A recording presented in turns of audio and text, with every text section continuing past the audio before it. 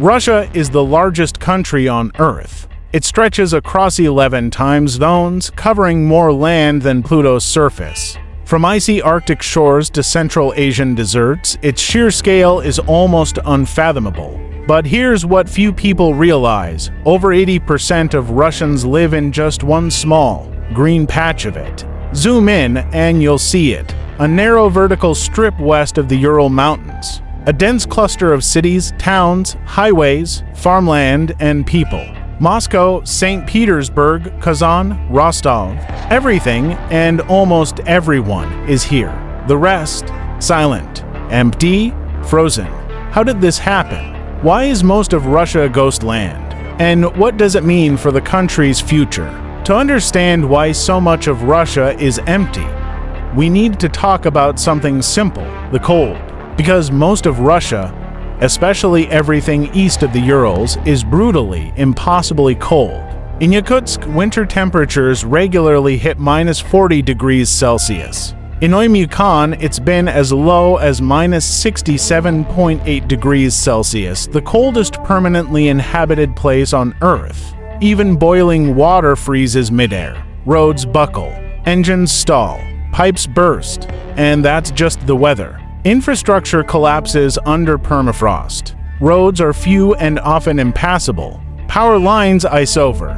Food has to be flown in. Fuel has to be burned constantly, even in empty buildings, just to stop them from crumbling.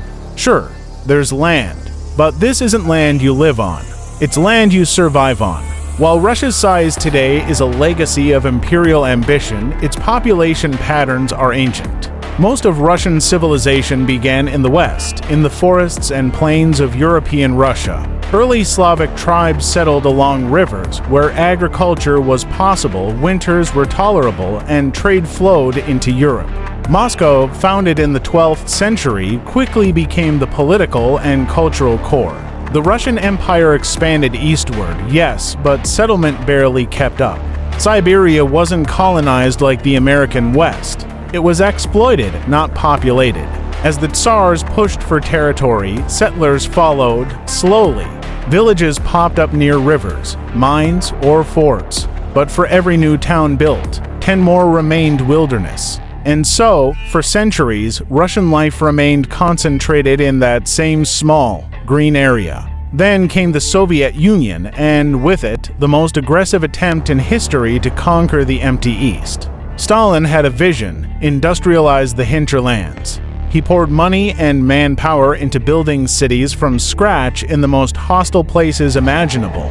Norilsk, Magadan, Vorkuta, settlements carved out of snow, steel, and human labor. To populate them, the USSR relied on its darkest tool, the Gulag. Millions of prisoners were sent to the Far East. They built the railroads, the mines, the factories, often by hand, often in chains, and often to their deaths.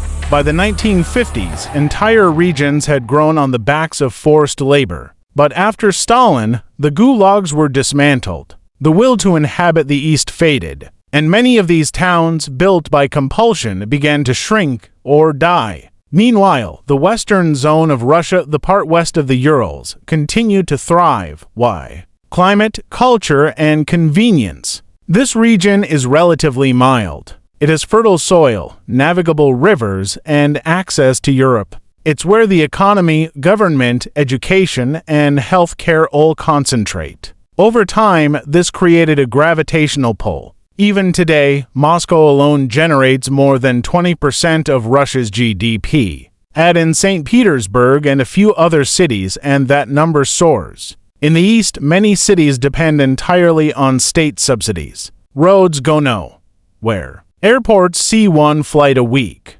Grocery shelves are sometimes bare. In the west, urban life, jobs, internet, heat. So people moved or never left. This has left Russia in a strange situation. A country with too much land and too little usable space. In the west, overcrowding has become a problem. Housing in Moscow is notoriously expensive. Traffic is brutal. Pollution in winter chokes the air. Suburbs stretch endlessly, while inner-city apartments cram families into tiny spaces. In the east, it's the opposite. Houses sit empty. Towns lose residents every year. Some settlements have no young people left, just elderly survivors refusing to leave. Yet this is where the country's resources lie. Oil, gas, gold, timber, the very things that fuel the Russian economy, are extracted from these far-off, freezing places. The laborers are flown in and out. The wealth is shipped west.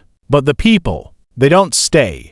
To fix this imbalance, Russia has tried several bold, even desperate, ideas. In 2016, the government launched the Far East Hectare program, offering free land to anyone willing to settle and develop it. Just pick your plot, build your home, and start a new life. It sounded revolutionary, but very few took the offer seriously. Those who did often found their plots inaccessible, unlivable, or frozen solid for most of the year. Many gave up and left. There were also massive investments in infrastructure, pipelines, railways, Arctic shipping routes. These projects made headlines, but they were never really about people. They were about resources and military power. In truth, no policy has yet solved the simple fact people don't want to live there, and perhaps they never will. This pattern has consequences, some visible, some hidden. In the short term, it means pressure on housing, education, health care, and cities in the West.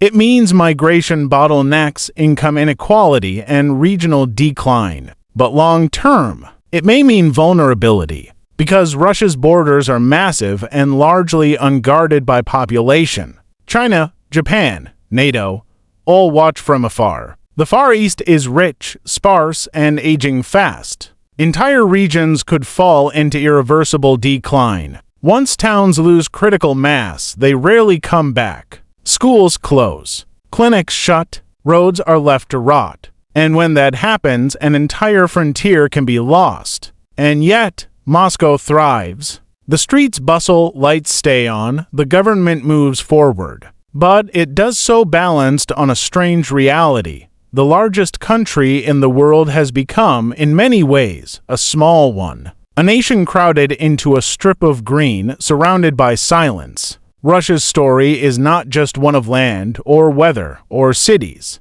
It's a story of how geography shapes destiny, and how even the mightiest nation can find itself squeezed into a corner of its own empire. Because in the end, land is only as powerful as the people willing to live on it. And in Russia, most of them, over 80%, have chosen the same small patch of earth. The question is, what happens to the rest?